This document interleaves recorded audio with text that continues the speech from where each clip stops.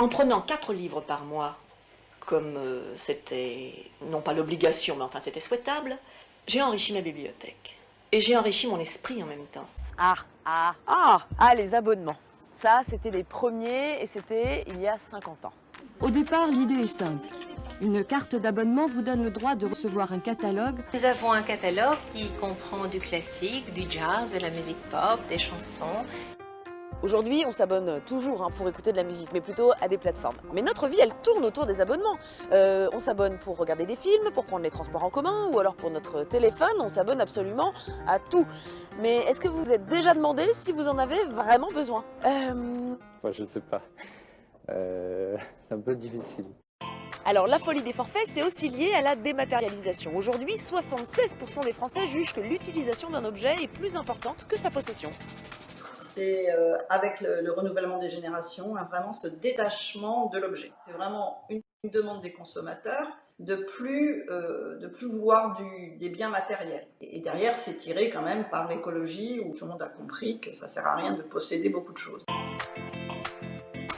Voilà.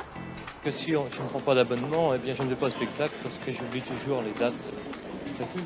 Et contrairement à ce qu'on pourrait imaginer, ce système de forfait, abonnement et location, c'est pas forcément à notre avantage, à nous les consommateurs, mais plutôt à ceux qui les proposent. En proposant un forfait, vous êtes sûr de ce que vous allez faire comme chiffre d'affaires l'année d'après. Oui, alors les forfaits, c'est quand même pratique. Ça évite plein de prises de tête. Mais le problème, c'est que souvent, on ne te laisse plus du tout le choix. C'est quand même de plus en plus difficile d'acheter à l'unité, non? Je sais pas. Bah si, maintenant tu dois payer un abonnement quasiment pour tout. Tu sais, c'est comme quand tu t'inscris dans un club pour aller dépenser des calories. En fait, tu vas surtout dépenser plus d'argent qu'avant. On sait très bien que ceux qui vont y aller très fréquemment, en effet, ils payent pas cher par rapport à ce qu'ils consomment, alors qu'il y a des gens qui vont payer, s'abonner et qui vont jamais y aller. Évidemment, moi je fais partie de ceux qui n'y vont jamais, donc je paye pour les autres.